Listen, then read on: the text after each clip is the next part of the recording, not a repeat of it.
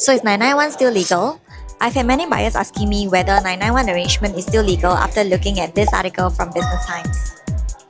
Yes, 991 ownership structure is still legal, and in fact the one that is illegal or rather banned by IRAS is actually 100-1. So for those who don't know, 991 is actually a form of co-ownership structure whereby one party owns 99% of the property while the other owns 1%.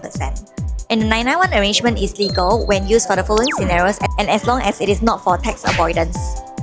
The first scenario is where it truly reflects ownership by contribution. And what I mean is how much each party contributed to the purchase.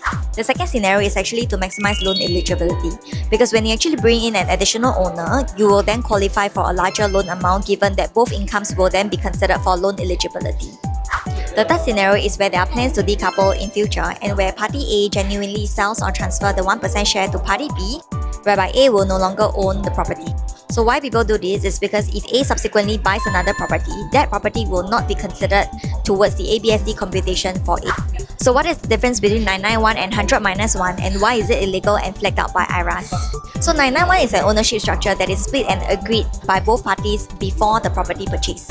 However, for 100-1, A would actually buy 100% of the property first and then sell 1% share to party B shortly after to avoid ABSD. So this following scenario is an example of why people would want to go with 100-1 to avoid ABSD. So if let's say now party A wants to purchase a property, but his income alone is not enough to get 75% loan and would require another owner to come into play, but party B actually already owns a property, which means that if they were to enter into this property purchase together, they would then be considered for the higher of the ABSD amount. So assuming that party B is actually a Singapore citizen and this upcoming purchase is his second purchase, in total what they are looking at is a 20% ABSD on the full purchase price of this property.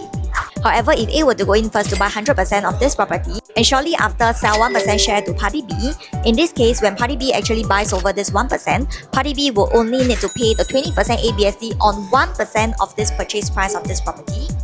So then party A and B will then apply for the housing loan only after the sale of this 1% share to party B. And in this case, they will be eligible for a higher loan amount because then both party A and B's income will be taken into consideration for loan. This example above is where IRAS deems it as tax avoidance and it is illegal. So all in all, the 991 arrangement is still legal and is still accepted as long as it is for legitimate uses and not for tax avoidance.